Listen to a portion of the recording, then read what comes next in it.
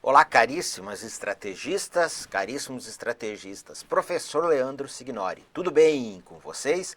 Vamos aqui para a revisão dos conteúdos de conhecimentos do Distrito Federal e política para mulheres do nosso concurso aí do BRB, Banco de Brasília, analista de tecnologia da informação. Gente, e vamos começar com conhecimentos do Distrito Federal e RID, ou conhecimentos sobre o Distrito Federal, certo? E vamos começar aqui com a realidade histórica do Distrito Federal. E eu vou fazer uma revisão de teoria e questões, mais de teoria, porque nós conseguimos aí revisar aí mais conteúdos, certo? Mas teremos algumas questões no meio. Então vem para cá aqui, ó, realidade histórica do Distrito Federal, então fatores que levaram à transferência da capital. Vejamos, segurança nacional, capital litorânea vulnerável e interiorização do povoamento e do desenvolvimento e integração nacional. Claro, tivemos outros fatores também, mas fundamentalmente esta era uma ideia antiga, a de transferir a capital do Brasil do litoral para o interior. Uma ideia que surge no período colonial, quando o Brasil ainda era colônia de Portugal. E no período colonial, também depois no período imperial e até no período republicano, a questão da capital estar no litoral, no Rio de Janeiro, era uma preocupação, porque ela estava ali vulnerável ao ataque de uma força naval, de uma esquadra aí, naval, aí, de uma potência marítima inimiga, certo? Então transferir para o interior, retirar aí do litoral, questão de segurança nacional. Também o Brasil é um país de colonização marcadamente litorânea, ainda hoje. Mais da metade da população brasileira vive na faixa litorânea, de 0 a 150 quilômetros, em direção ao interior do Brasil. Então, no período colonial, imperial e mesmo no período republicano, o interior do Brasil, o vasto interior do Brasil era o que? Esparsamente povoado, com imensos vazios demográficos. Então, a ideia de transferir a capital para o interior e que ela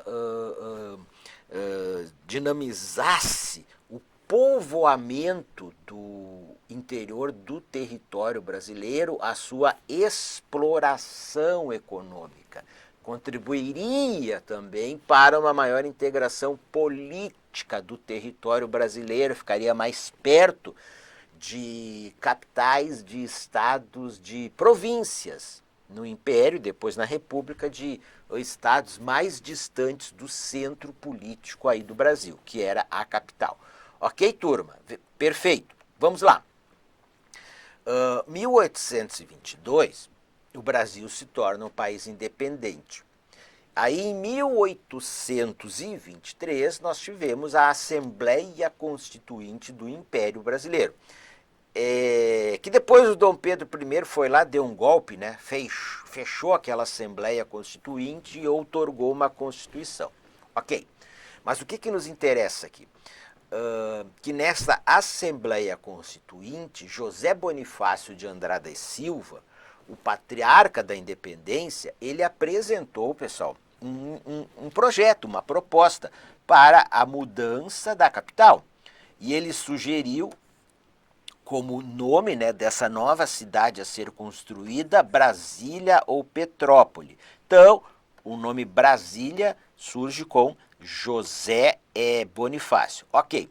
Ele, inclusive, propôs que a nova capital fosse construída na recém-criada, né, comarca de Paracatu do Príncipe, em Minas Gerais, atual município aí de Paracatu, cidade de Paracatu. Ok.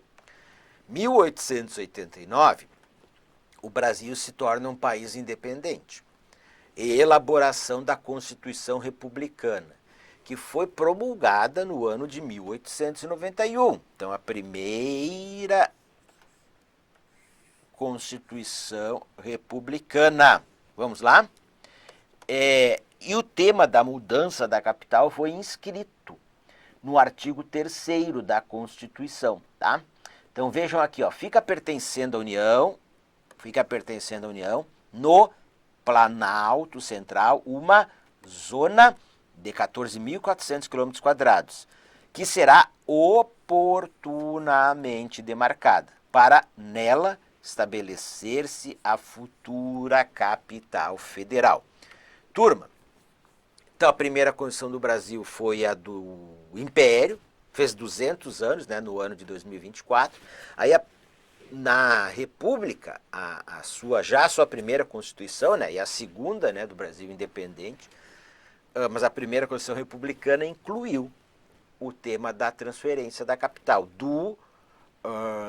onde que ela estava, no Rio de Janeiro, né? Então do litoral para o Planalto Central do Brasil, uma vasta região de Planalto, né, no Brasil central. Ok. Aí no ano subsequente, formou-se, né, era presidente do Brasil o Marechal Floriano Peixoto, exatamente. Aí foi nomeada, né, a Comissão Exploradora do Planalto Central, tá? Chefiada por Luiz Cruz, diretor do Observatório Astronômico do Rio de Janeiro, e esta comissão ela ficou conhecida como Missão Cruz ou Comissão Cruz e teve como objetivo, e o realizou, né, a demarcação. Fez uma expedição ao Planalto Central do Brasil e demarcou a área de 14.400 km², tá? Onde futuramente, como dizia o artigo 3º da Constituição, futuramente seria estabelecida a nova capital federal. Avançamos. Bem, tivemos depois as constituições de 1934, 1937,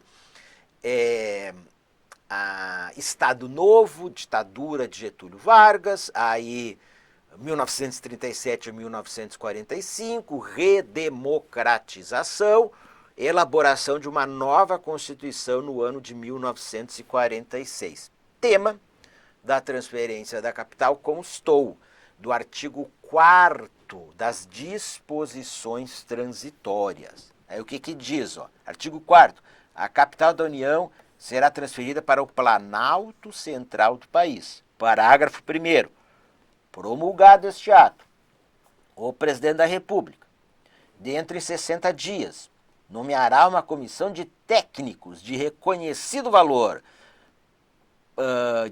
para proceder ao estudo da localização da nova capital.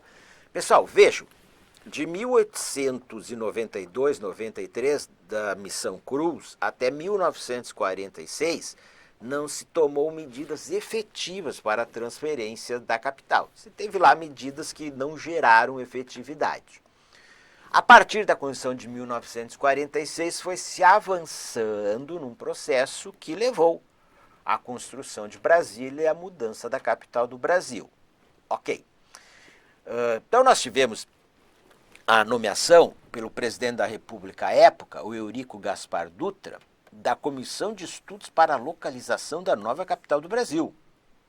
Funcionou por 2 anos, 1946 ou 1948. Foi chefiada pelo general Djalma Poli Coelho. Por isso ficou conhecida como Missão ou Comissão Poli Coelho. Perfeito. Essa comissão entregou os seus estudos ao Congresso Nacional em 1948 e só deliberou sobre eles em 1953, 5 anos depois, e aí aprovou uma lei dizendo que era para ser constituída uma comissão que realizaria os estudos definitivos para escolher o sítio onde fosse construída a nova capital. Ok. Presidente da República, Getúlio Vargas, primeira vez de forma aí, eleita, né, chegou ao poder aí pelo voto. Então ele instituiu, no ano de 1953, a Comissão de Localização da nova capital federal, que ela foi presidida, num primeiro momento, pelo general Aguinaldo Caiado de Castro e, posteriormente, pelo Marechal José Pessoa, em outubro de 1954. E é sob a presidência do Marechal José Pessoa que a comissão, no ano de 1955, em abril, ela escolheu o sítio, o local onde foi construído posteriormente o Plano Piloto de Brasília, né? Então o sítio Castanho, né, denominado por uma cor, né, o sítio Castanho. Ok, professor. Segue.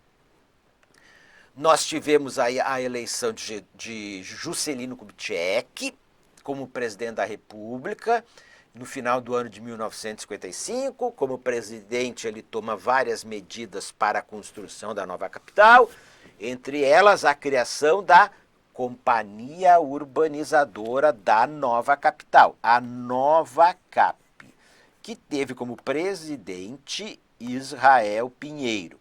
A Nova Cap realizou o concurso para o Plano Piloto de Brasília, foi vencedor o projeto urbanístico do arquiteto e urbanista Lúcio Costa. Quem elaboraria os projetos arquitetônicos já estava escolhido, né? Oscar Niemeyer, certo? Então, projetos arquitetônicos, Oscar Niemeyer, projeto urbanístico, Lúcio Costa. Para a construção de Brasília, vieram dezenas de milhares de trabalhadores de todo o Brasil. A maioria veio do Nordeste, ficaram conhecidos como candangos. O Juscelino Kubitschek, ele tinha um plano de metas. Ele apresentou no início da sua campanha eleitoral, com 30 metas. Depois ele incluiu mais uma meta, a 31ª meta, que ele disse que era a meta síntese do seu plano de metas, a construção da nova capital, tá? Então, plano de metas com 31 metas. Avançamos, questão de prova, vem para a tela aqui comigo. Brasília, enquanto ideologia espacial que identifica o território da nação, exige referências cruzadas sobre os sentidos atribuídos à modernização, ao desenvolvimento e ao Estado. Na década de 50, a política de transferência da capital federal para o Planalto Central trouxe em seu bojo ideologias e argumentos que justificaram a criação da nova capital. Assinale a alternativa que indica o argumento correto a respeito dessa realidade histórica. Então, o argumento correto. A transferência da capital federal para o interior do Brasil deve-se à distância geográfica do principal rival geopolítico à época, a Argentina. Errado. B. Enquanto nova capital federal, Brasília é a expressão material e simbólica do poder para o controle e a articulação do território nacional, que é o nosso gabarito. Gente, não teve, tá? Nada a ver a transferência da capital do Brasil do litoral para o interior relacionada a algum vizinho do Brasil, como diz aqui a distância geográfica do principal rival geopolítico à época, a Argentina, né? Pelo contrário, né? A ideia que uma capital federal ela ficasse longe, né, de ataques de forças armadas inimigas. Então, vulnerável no litoral. Então, bota no meio do Brasil, tá? Porque aí tá longe do litoral e tá longe aí das fronteiras aí dos vizinhos do Brasil, tá? E sim, enquanto nova capital federal, Brasília é a expressão material, ou seja, se materializou, foi construída, existe, e simbólica, sim, símbolo do poder. Ora, capital federal, sede dos poderes da República, executivo, legislativo e judiciário. Então, o poder que nesse seu exercício, né, de exercer o poder de governar, é um exercício que de controle do território e de articulação, tá, do território nacional. Perfeito, professor. Segue-se. Nesse período, o estado de Goiás era uma região de expansão da indústria, notadamente Anápolis, Goiânia e Itumbiara, cidades que deram suporte à construção da nova capital e garantiram o desenvolvimento e abastecimento de Brasília. Errado. D. No interior, brasileira viu o ambiente político propício à instalação da nova capital, que dessa forma ficaria mais próxima do povo brasileiro e dos apoiadores do governo de Juscelino Kubitschek. Errado. E a letra E, nos anos 50 e 60, o Centro-Oeste é uma região de elevado crescimento econômico e dinâmicas econômicas, como o início da modernização da agricultura, o que garantiu à nova capital recursos financeiros e humanos para a sua construção. Primeiro, pessoal, antes da construção de Brasília, nós tivemos no governo de Vargas a marcha para o Oeste, na década de final da década de 30 e década de 40, então com projetos de povoamento, de colonização do centro-oeste brasileiro. Então nessa época foi construído o que? Goiânia, capital do estado de Goiás, nova capital do estado de Goiás. Mas o estado de Goiás, o centro-oeste, eles eram o quê? Um imenso, tá? Você tinha ali grandes vazios demográficos e regiões de pecuária, tá? Pecuária extensiva, tá? Não eram regiões de expansão da indústria, era pecuária extensiva, não era e agricultura também extensiva. Você não tinha uma agricultura nem uma pecuária moderna, tá? E de forma alguma, Nápoles, Goiânia e Tumbiara, não, de forma alguma, elas deram o suporte à construção de Brasília e garantiram, como diz aqui, desenvolvimento e abastecimento a Brasília. Claro que não, né, gente? Materiais de construção para Brasília vieram aí de vários lugares do Brasil, principalmente do Centro-Oeste, recursos necessários para a construção de Brasília, seja da construção civil, enfim, do apoio de alimentação, vieram aí de várias regiões do Brasil. Claro, do Centro-Oeste aí também, do entorno de Brasília aí também, tá? E o interior brasileiro, bom, em Goiás, você tinha um apoio à transferência da capital. No interior brasileiro, você tinha um apoio maior para a transferência da capital, tá? No Sudeste, que você tinha uma resistência maior, tá? Mas ali no interior brasileiro você tinha o quê? O grande oposição ao Juscelino Kubitschek, não a construção da nova capital. Então, a maior parte, né, dos apoiadores do Juscelino Kubitschek estava o quê? Nas grandes cidades brasileiras, no Brasil que se urbanizava, que se modernizava, no Brasil industrial, tá? Não no Brasil agrário e interiorano. E aí a letra E, então como eu já comentei aqui a letra E para vocês, quando eu comentei a letra C também, tá?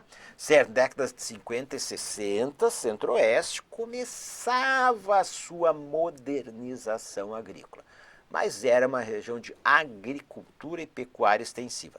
Perfeito, professor.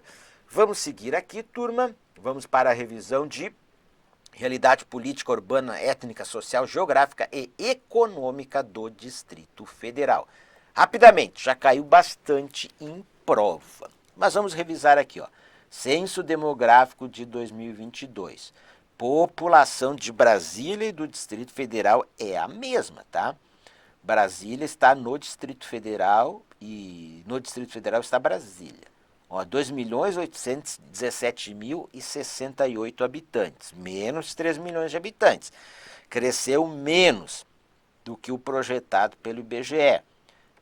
Período de 2010 a 2022 cresceu 9,52%, menos de 10%. Taxa de crescimento anual 0,76%. Densidade demográfica do Distrito Federal, 489,1 habitantes por quilômetro quadrado. Maior densidade demográfica comparando com os estados brasileiros. Do ponto de vista de número quantitativo, né, de acréscimo na população e de taxa de crescimento entre um censo demográfico e outro, e de taxa de crescimento anual, essa foi a menor de Brasília e do Distrito Federal, né, desde o primeiro censo demográfico, né, que foi realizado em Brasília, que foi em 1960, depois o de 1970, né, que aí comparou com 1960. Então, a cada censo demográfico, a gente vai tendo uma diminuição, tá, do percentual de crescimento da população de Brasília, Distrito Federal. Certo, professor? Segue. Então, como eu já... ainda dado sua população, o Distrito Federal é a unidade da federação com maior proporção de brasileiros entre 15 e 64 anos, proporção na sua população. 72,2% tem entre 15 e 64 anos. 19% tem até 14 anos e 8,8% tem 65 anos ou mais. Maioria da população é de mulheres e de adultos. A maior parte já nasceu no Distrito Federal, é nativa do Distrito Federal, tá? Não é de imigrantes. Mas, por região, os imigrantes que vieram e vivem no Distrito Federal, a maioria veio do Nordeste.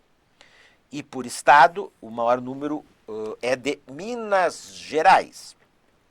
Ainda na realidade étnica, então Brasília, olha aqui, Brasília, pessoal, Brasília não é estado, aliás, o Distrito Federal não é estado e nem é município. É o Distrito Federal, um ente da federação anômalo, atípico, híbrido, singular. Brasília é a capital do Brasil, tá? Muito se debate. O que é Brasília, o que é o Distrito Federal. Agora, quando o IBGE quer fazer comparações com os municípios, ele se refere a Brasília, tá? Então, o município de Brasília, ou a cidade de Brasília. Então, Brasília, terceiro município, né, terceira cidade mais populosa do Brasil, atrás de São Paulo e Rio de Janeiro. Agora, quando é o Distrito Federal, aí a comparação com os estados. Aí, se não me falha a memória, é o 20º em população do Brasil, tá? Bem, aglomerações urbanas mais populosas. Então, vocês sabem que nós temos no Centro-Oeste, né, que envolve aí o Distrito Federal e o seu entorno, a RID, Região Integrada de Desenvolvimento do Distrito Federal e do entorno, que é um tipo de aglomeração urbana, né? Então, as maiores aglomerações urbanas do Brasil, do IBGE coloca lá, lista, né, das regiões metropolitanas, RIDs e aglomerações urbanas mais populosas. Aí, turma, até tenho que fazer uma correção aqui para vocês, tá? Corrijam aí no slide disponibilizado, é RID, tá? Na hora de escrever aqui, o professor aqui se passou, Então, primeiro, região metropolitana de São Paulo. Segundo, região metropolitana do Rio de Janeiro. Terceiro, região metropolitana de Belo Horizonte. E quarto, RID do Distrito Federal e entorno. Deixa eu fazer mais uma correção. É em entorno. Vamos arrumar aqui. Aliás, vamos escrever tudo de novo aqui, pessoal. Talvez vocês peguem o slide já corrigido.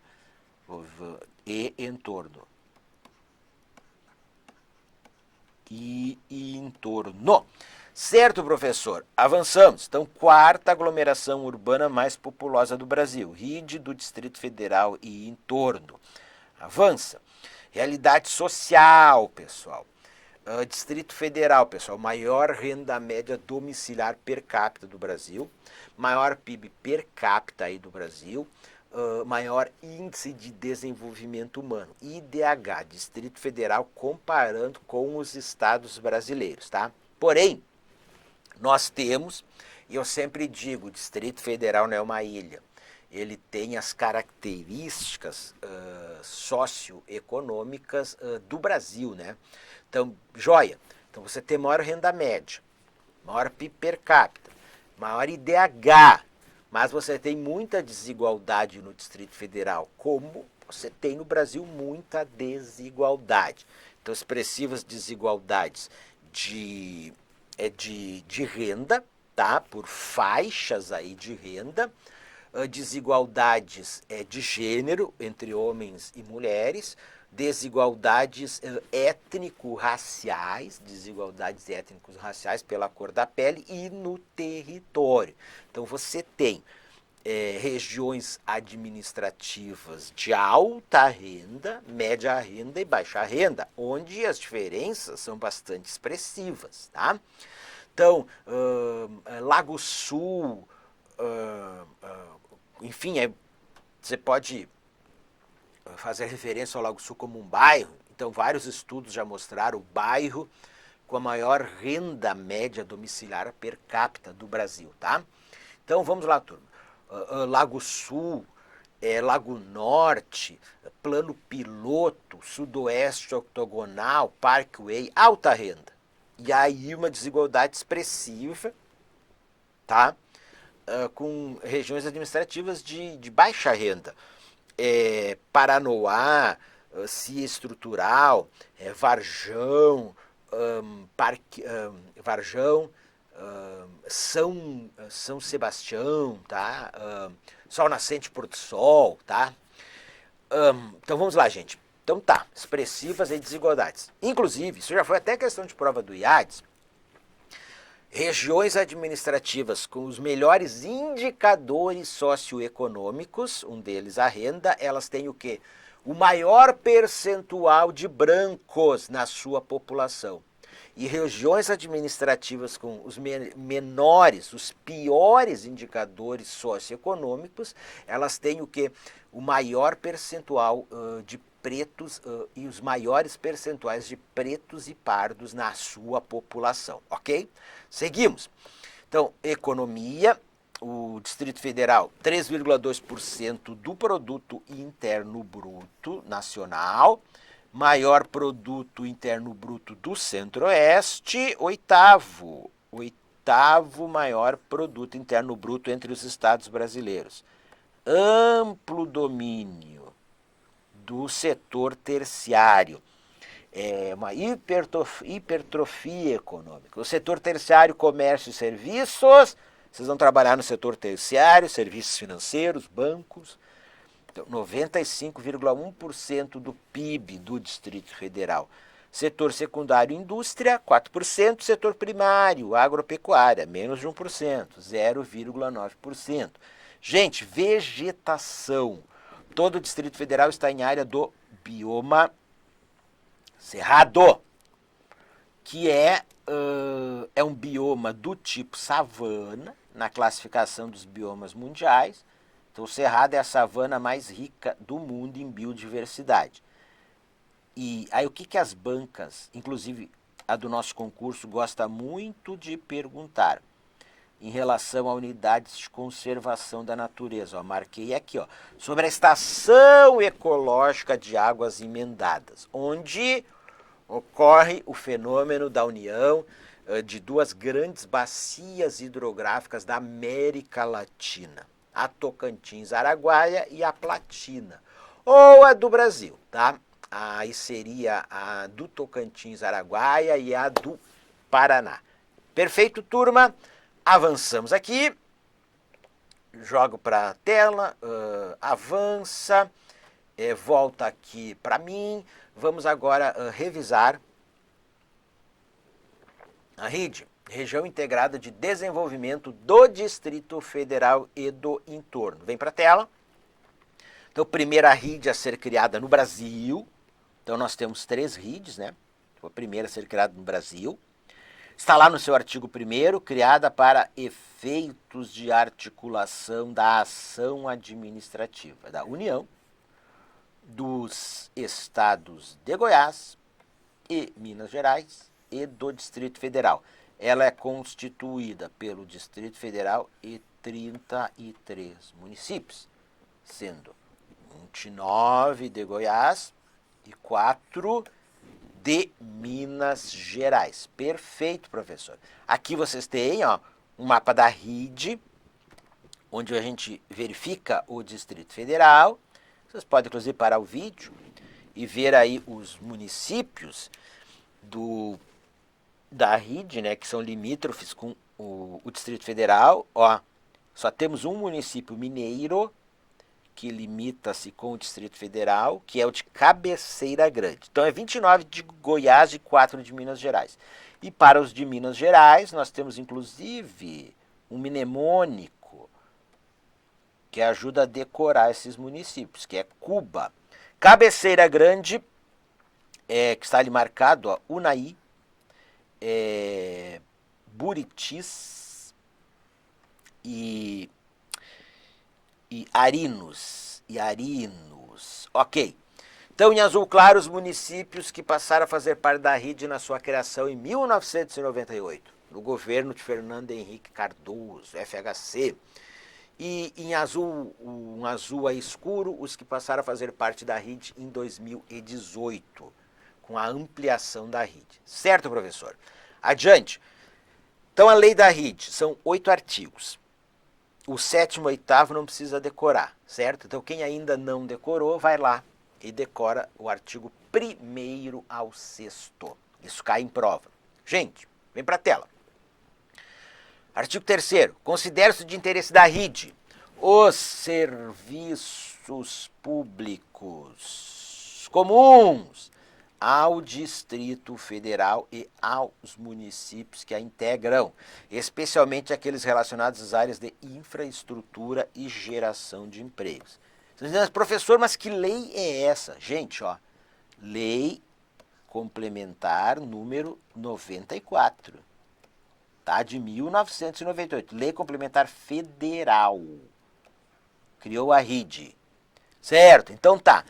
Então as bancas gostam de perguntar sobre os serviços públicos comuns, aqueles que têm especial atenção, infraestrutura e geração de empregos. E aí o artigo 4º, ele vai dizer que é o Poder Executivo Federal autorizado a instituir o Programa Especial. Olha aqui, ó, Programa Especial de Desenvolvimento do Entorno do Distrito Federal. Turma, é do entorno do Distrito Federal. Não é um programa especial para o desenvolvimento do Distrito Federal e entorno. É em torno do Distrito Federal. Programa que na prática não existe, né? Então é um programa aí no papel, tá? Perfeito. Questão de prova. A região integrada de desenvolvimento do Distrito Federal em torno RID é composta pelo Distrito Federal e um conjunto de municípios dos estados de Goiás e Minas Gerais. Esses entes da federação integralizam uma área de planejamento e geração de políticas públicas comuns a eles. No que concerne alguns aspectos da RID, assinale a alternativa correta. Letra A. Em caso de desmembramento de algum município pertencente à RID-DF para a constituição de um novo município, este novo fará parte da citada região de forma automática. Eis aqui o gabarito. Letra A. Artigo 1º, parágrafo 2º da Lei de Criação da RID. Um município que for criado a partir de desmembramento de um município da RID, ou seja, emancipação de distritos, esse novo município passará a fazer automaticamente parte da RID. Professor, e outros casos? Outros casos, como nós tivemos em 2018, inclusão de 12 novos municípios. Tem que ter uma lei complementar aí federal, aprovada pelo Poder Legislativo e sancionada pelo Presidente da República. B. A RID-DF também pode ser considerada uma região metropolitana em razão dos critérios de diversificação de funções que ela possui e pela acumulação de capital. Errado. Pessoal, nós temos um estudo, tá, da Codeplan, uma nota técnica de 2014. O Codeplan é o atual Instituto de Pesquisa e Estatística e do Distrito Federal, tá? Então que nesse estudo ele faz uma delimitação informal da AMB, Área Metropolitana de Brasília. Então, o que diz a Codeplan? Que na RID você tem uma dinâmica metropolitana e outra não metropolitana. Então, entre o Distrito Federal e 12 municípios goianos próximos, você tem intensos fluxos de mercadorias, de pessoas, de serviços e de capitais também, aí, de informações, o que caracteriza aí uma relação metropolitana que onde você vai ter o quê? A metrópole, então uma cidade central, cuja as cidades da sua área metropolitana têm com a cidade central, a metrópole, uma relação de dependência, tá? Então, o que caracteriza uma região metropolitana? Obviamente que regiões metropolitanas têm diversificação aí de funções e acumulam aí sim capitais, dinheiros, mas o que caracteriza uma região metropolitana é você ter o quê? Primeiro, a metrópole, uma cidade central, e aí essa metrópole forma com outras cidades uma extensa mancha urbana, uma conurbação, onde essa cidade central ela polariza e influencia as cidades do seu entorno, que com ela a metrópole tem uma relação de dependência, tá?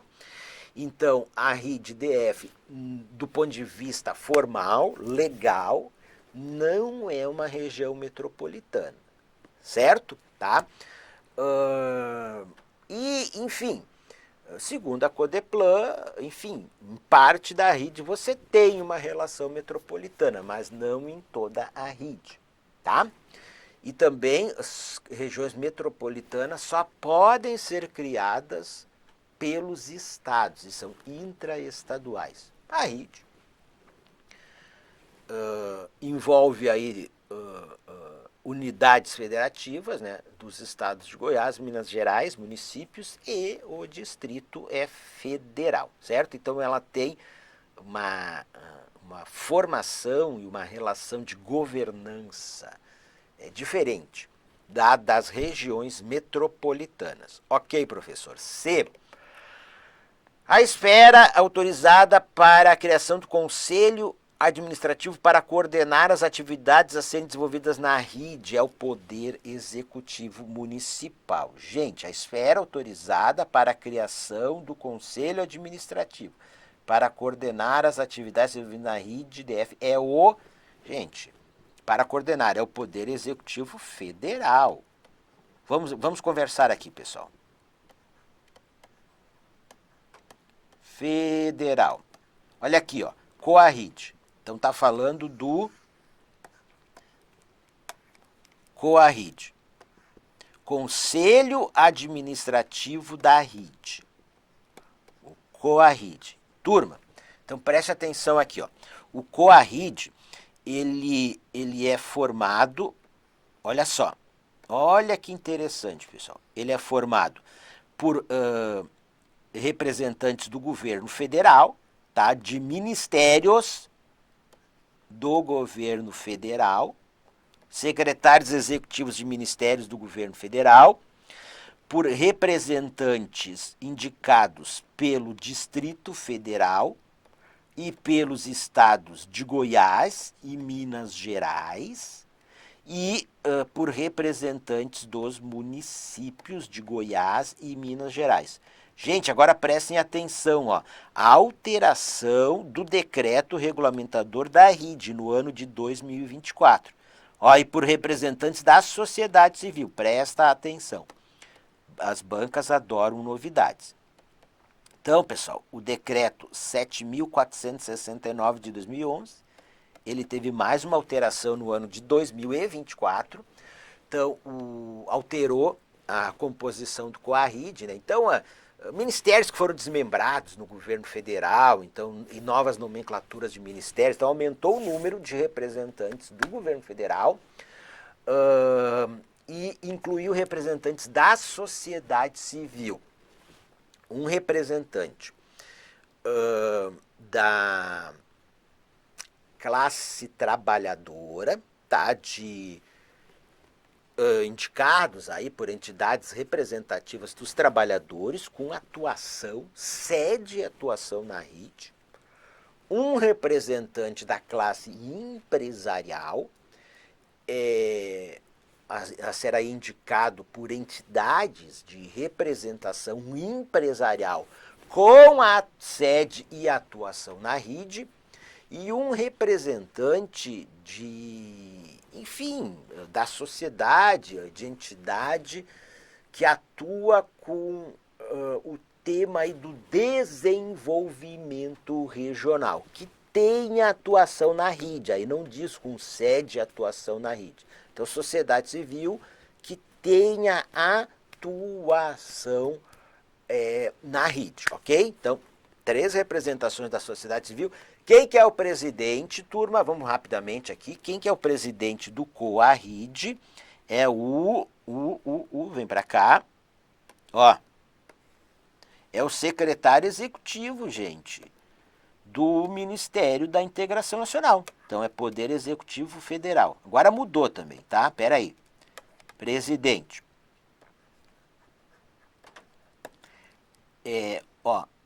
O SESEX, tá? O secretário executivo do Ministério da Integração e Desenvolvimento Regional, que é o nome atual do ministério. Ok, então a letra C está errada. Vamos para a letra D. Vem para a tela aqui comigo. A RID possui orçamento próprio administrado pelo Conselho Administrativo para coordenar as atividades a serem desenvolvidas. Errado. Letra E. A esfera administrativa da RID-DF pressupõe obrigatoriamente a constituição de uma estrutura de governo própria, na qual a gestão da RID-DF é ocupada de modo rotativo em períodos bianuais. Vamos lá. Primeiro, RID não tem orçamento próprio.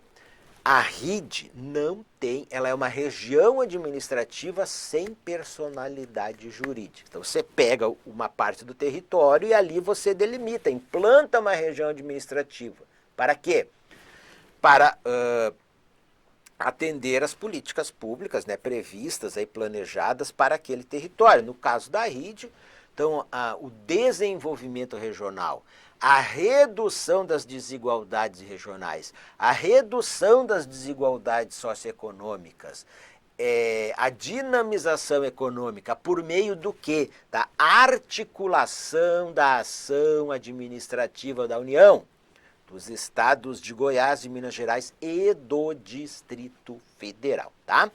E aí quem tem orçamento próprio são os entes federados, tá? Que atuam na RID. União, Distrito Federal, estados de Goiás, Minas Gerais e municípios integrantes aí da RID, tá?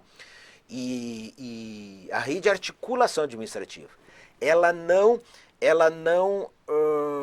substitui a ação administrativa de nenhum ente federado e também não tem competências administrativas próprias, tá? Então ela não tem estrutura de governo própria, tá? E então ela tem um conselho administrativo presidido pelo secretário executivo do Ministério da Integração e Desenvolvimento Regional. Finalizamos aqui esta revisão sobre a RID, avançamos, vamos aqui, ó, revisão do Plano Distrital de Políticas para Mulheres, o segundo PDPM. Primeira questão. Segundo PDPM, vigência 2020 e 2023. Aí vocês vão me dizer, professor, mas nós já estamos no ano de 2024. Sim, mas a gente não tem um novo plano elaborado e é obrigatória a cobrança desse conteúdo nos concursos do Distrito Federal, então segue sendo cobrado conteúdos referentes ao segundo PDPM, tá? 2020 e 2023. Avançamos. O segundo PDPM reúne propostas elaboradas por órgãos governamentais, não governamentais e sociedade civil para garantir a igualdade.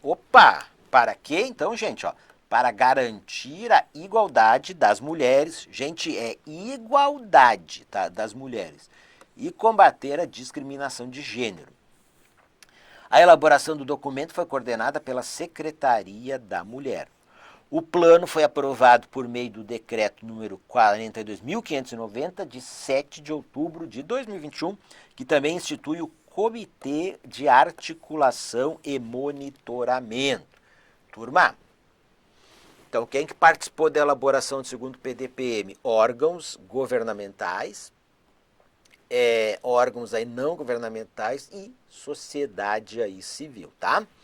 E então você tem um comitê que é formado por representantes governamentais e por 4 representantes da sociedade civil escolhidos entre os membros da sociedade civil do Conselho da Mulher aí do Distrito Federal. Então, o Comitê de Articulação e Monitoramento. Monitorar a implementação do plano, articular o monitoramento da implementação do plano. Não é um comitê executivo, ele não executa, tá, a implementação do plano. Adiante. A base teórico-construtiva do plano considerou a temática apresentada em documentos internacionais, nacionais e distritais. Em especial, os 17. Então, o plano, na sua elaboração, ele considerou, né, como subsídio, os 17 Objetivos do Desenvolvimento Sustentável da ONU, tá? Com destaque para o objetivo 5º, alcançar a igualdade de gênero e empoderar todas as mulheres e meninas. Então, o plano foi construído também a partir das metas contidas no PPA 2020-2023 e no Plano Estratégico do Distrito Federal 2019-2060. Agora, vou perguntar aí, quem que ainda não decorou os 9 eixos temáticos do PDPM? Gente, quem não decorou tem que decorar, tá?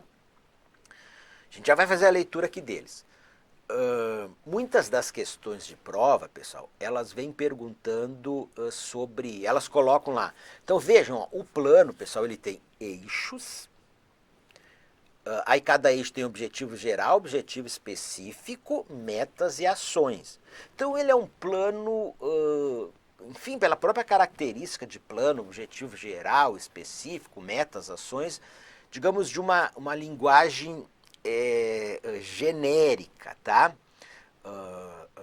Mas sim, uma linguagem objetiva, tá? Com metas, ações, objetivos gerais, objetivos específicos. E então, gente, um objetivo geral, um objetivo específico, uma meta, uma ação, ela tem que ter relação, né, com o eixo temático. Então, pode perguntar sobre esta meta, esta ação específica, ela está relacionada a qual eixo temático? Gente, então você decorando os eixos temáticos, entendendo o que cada eixo significa, vocês conseguem resolver aí muitas questões de prova, tá? Então vem para a tela aqui comigo, a gente vai fazer a leitura, tá bom? Vamos lá? Eixos PDPM Distrito Federal. 1. Igualdade no mundo do trabalho e autonomia econômica. 2. Educação para igualdade.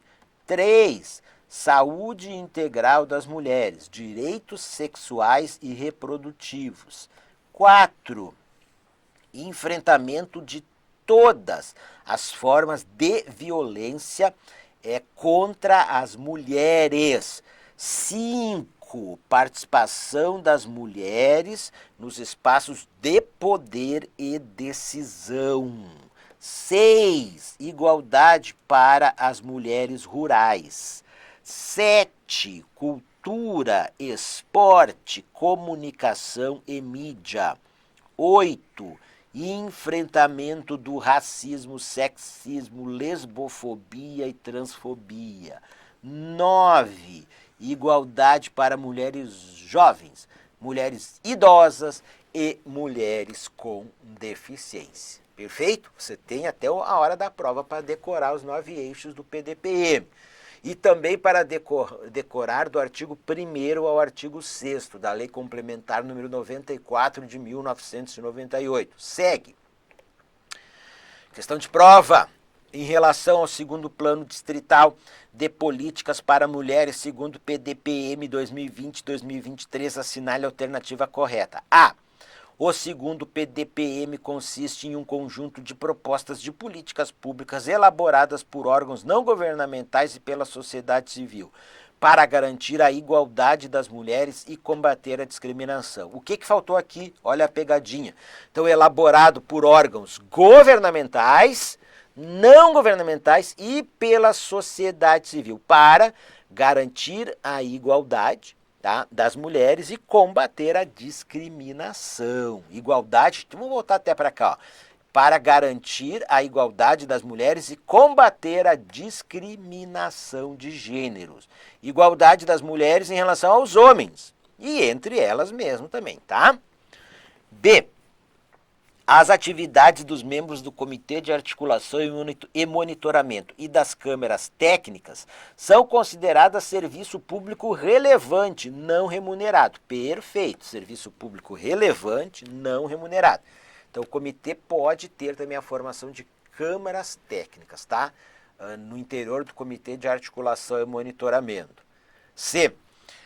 O Comitê de Articulação e Monitoramento do 2º PDPM será integrado por um representante do Conselho dos Direitos da Mulher do Distrito Federal, obrigatoriamente entre as representações da sociedade civil, e por 4 representantes dos órgãos da administração pública do Distrito Federal. Então, gente, nós temos o Conselho dos Direitos da Mulher do Distrito Federal. Então, o Comitê de Articulação e Monitoramento. Pessoal, praticamente toda a secretaria tem assento no comitê, um titular e um suplente. Então, da Secretaria dos Transportes e Mobilidade, da Educação, da Saúde, de Economia do Distrito Federal, praticamente, tá? Então, representantes de órgãos governamentais e quatro representantes da sociedade civil, escolhidos entre os representantes da sociedade civil, tá? No Conselho dos Direitos da Mulher do Distrito Federal. A grande maioria de representantes governamentais. Então, esse Comitê de Articulação e Monitoramento é um comitê aí chapa branca, aí como se diz, tá? Segue. D. O acompanhamento, a articulação, o monitoramento, o acompanhamento, a articulação, monitoramento e a avaliação periódica quanto ao cumprimento dos objetivos, das metas e das ações definidas no 2º PDPM serão implementados pelo Comitê de Articulação e Monitoramento do 2º PDPM, instituído nos termos de decreto, certo até aqui, e vinculado à Secretaria da Saúde, do Distrito Federal. Não, gente, é a Secretaria da Mulher do Distrito Federal. Joia? E o principal objetivo do Comitê de Articulação e Monitoramento do 2º PDPM é criar as condições necessárias para a elaboração do 2º PDPM, com escopo de garantir a continuidade e o aprimoramento das ações já estipuladas. Não.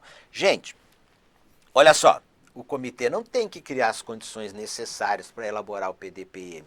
Ele é o comitê que articula e monitora a implementação do PDPM. Quem tem que criar as condições necessárias é os órgãos aí do Poder Executivo, responsáveis pela implementação dos diversos objetivos gerais, específicos, metas e ações do PDPM. Gente, eu queria só, eu estava me lembrando daqui como é que está no decreto. O decreto ele diz o seguinte, ó, que o Comitê de Articulação e Monitoramento, ele traz uma longa lista de representantes governamentais, depois ele coloca 4 representantes do Conselho dos Direitos da Mulher do Distrito Federal, que deverão ser das representações da sociedade civil nesse colegiado. Então você tem o quê? 4 representantes do Conselho dos Direitos da Mulher do Distrito Federal, e esses representantes têm que ser escolhidos entre as representações da sociedade civil no colegiado. Segue, pessoal, vamos avançar aqui. Aí, ó, Emater, Distrito Federal 2024, texto 4 para responder à questão. Mulheres como protagonistas das regiões do Distrito Federal. No Distrito, mulheres como protagonistas das regiões do Distrito Federal. No Distrito Federal, uma a cada 4 famílias passa por situação de insegurança alimentar. Isso significa que nem sempre todos se alimentam durante o dia.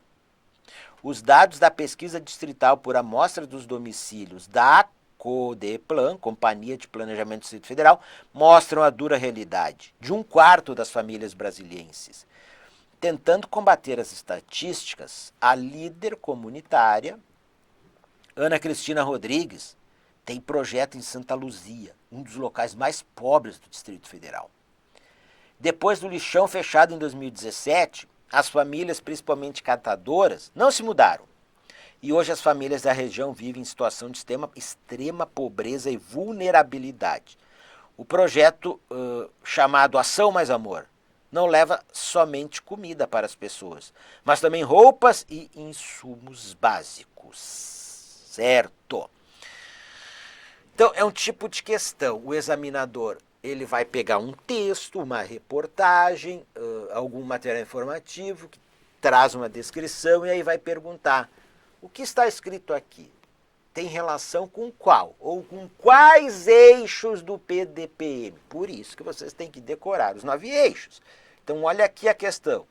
Assinale a alternativa que corresponde aos eixos do 2º Plano Distrital de Políticas para Mulheres, 2020-2023, os quais explicitamente apresentam o tema abordado no texto: mulheres como protagonistas das regiões do Distrito Federal. Gente, olha aqui, ó.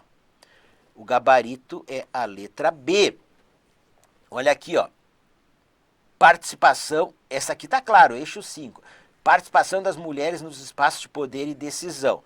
Então, a Ana, né? Vamos pegar o nome dela aqui.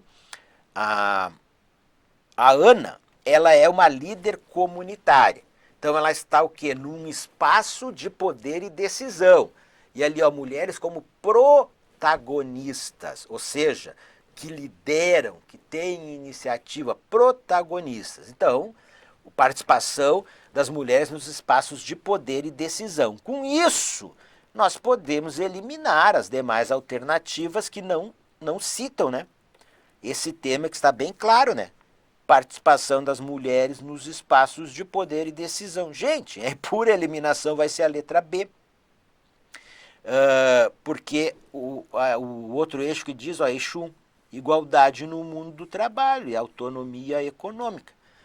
Então, tá ali, protagonista, tá em espaço de poder e decisão, mas mostra aqui que, claro, tá falando da pobreza, né? Muita pobreza, mas é também uma luta ali por igualdade, né? Igualdade das mulheres no mundo do trabalho e por autonomia econômica. Então você tem muitas famílias que são lideradas por mulheres, só por mulheres, e não tem mais, né, de pais aí separados. Então as mulheres, elas buscam também o quê? Igualdade. Igualdade no mundo do trabalho. E autonomia econômica, não depender dos homens, tá bem? Economicamente. Então o gabarito aqui é a letra B. Com isso, concluímos a nossa revisão de conhecimentos do Distrito Federal e política para mulheres, para o concurso aí do BRB. Deixo minhas redes sociais para vocês, ó, meu canal do Telegram, Prof. Leandro Signori, meu Instagram, @Prof. Leandro Signori, meu canal do YouTube, Leandro Signori. Minhas amigas, meus amigos, sigam-me nas minhas redes sociais. Desejo a todas e todos vocês uma excelente prova aí para o concurso do BRB. Fiquem com Deus, beijo no coração e um grande abraço.